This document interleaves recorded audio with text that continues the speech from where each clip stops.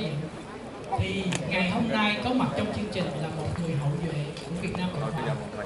Anh cũng là ra chiến trường, cũng là một người đã từng bảo vệ cái nền tảng Cộng Hòa đó. Chúng tôi xin hân hạnh mời Đại tá Cao Hùng. Please welcome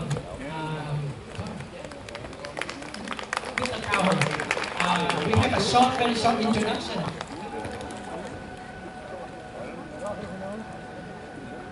Mr. Hùng Cao is a retired Navy captain who served in special operations for 25 years. He and his wife, April, are parents to 5 beautiful children whom they homeschool. After their 13th move across the United States and around the world in service of our nation, Hùng and April made their home in Purcellville, Virginia, where they have been active in their community and their church, Cornerstone Chapel, for the last 5 years. Hùng is a refugee from Vietnam and an immigrant to the United States. His family escaped in 1975, shortly before the fall of Saigon. After a brief stay in the United States, his family relocated to West Africa, where he was educated in French schools before returning to Annandale, Virginia in 1982. He is a proud member of the inaugural graduating class at Thomas Jefferson High School for Science and Technology. Moved by the opportunities afforded to his family, who vowed to serve his newly adopted country and was accepted to the United States Naval Academy in Annapolis, Maryland. Upon graduation, he served as a deep-sea diver and explosive ordnance disposal officer.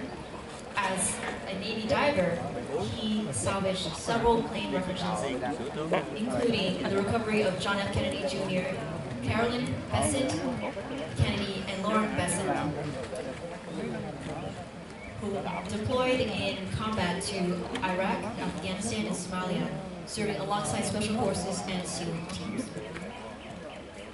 His non-combat assignments included balancing the Navy's $140 billion budget at the Pentagon, writing Department of Defense policy, working with the FBI's Joint Terrorism Task Force in San Diego, California, and establishing a sheriff's bomb squad in Monterey, California. He returned from his last deployment in Afghanistan in January 2021. As he was retiring from the United States Navy in October, Kabul fell, eerily similar to his native Saigon, leaving hundreds of Americans stranded and abandoning our allies. These events and the issues that are crippling our nation prompted him to run for the U.S. House of Representatives in Virginia, 10th Congressional District. Please welcome Mr. Hùng Cao. Xin chào cô chú, xin chào anh chị. Hùng phải xin lỗi thì khi Hùng qua bên này qua là 4 tuổi chưa có đi được trường Việt, thành ra Hùng sợ là không nói văn giống như con bé đó, mấy cô chú làm cười. Thành ra Hùng sẽ nói tiếng Mỹ. Yeah, you can speak English. Yeah, I know. So, ladies and gentlemen, thank you so much for being here. You know, freedom's not free. Today is a day that we remember sacrifices. Sacrifices from our parents. Sacrifices from those that came before us. Sacrifice against authoritarian regimes like communism. You can call it whatever you want. Communism, Marxism, socialism, equity, it's the same thing. It keeps us down. It keeps us from climbing up that amazing ladder of opportunity that the United States gives us. And that's why I fought for 25 years against those authoritarian regimes. I sacrificed because I could not let my children grow up in a world where they didn't have a flag to stand under or a country to call their own, like I did. And I fought. In 2003, when I deployed, when I deployed to invade Iraq, my wife was 8 months pregnant with my oldest son. I didn't know if I would ever see him again or ever meet him.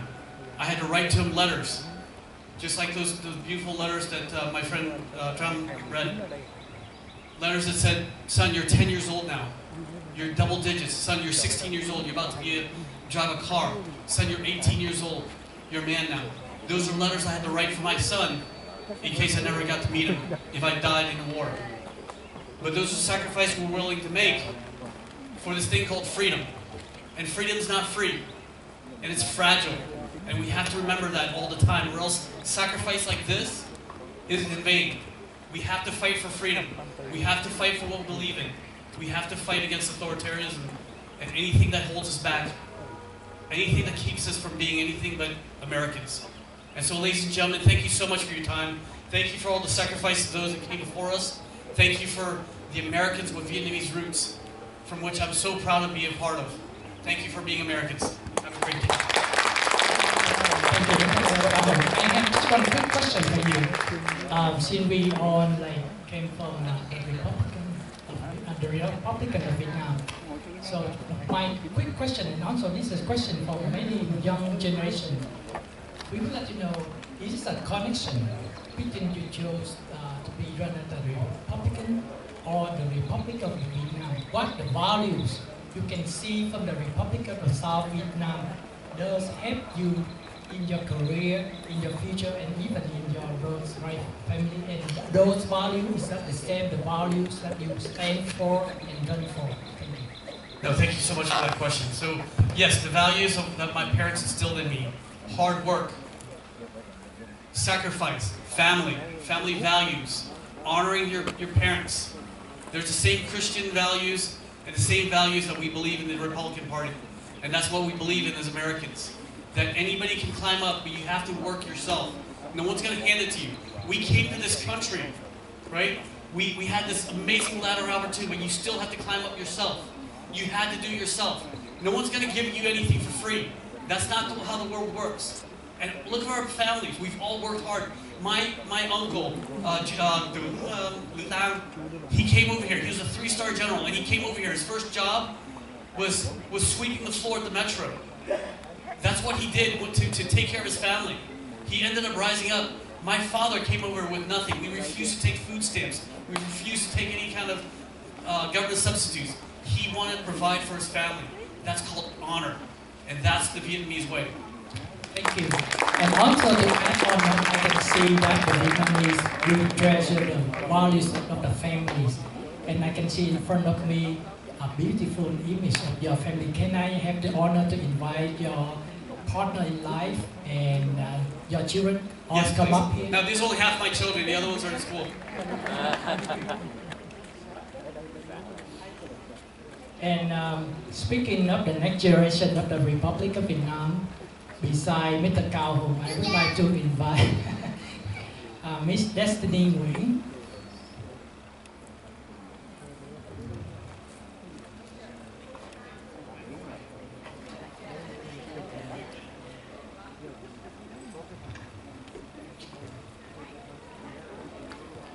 Not only the bloodline, but we can see the values that pass on from generation to generation.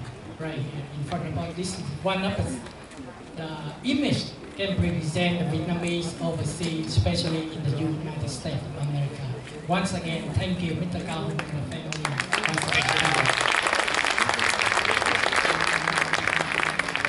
Và nói tiếp theo, kính thưa quý vị, là ở trong một cái hình thức khác, thì bên cạnh anh Cao Hùng là người đã dấn thân vào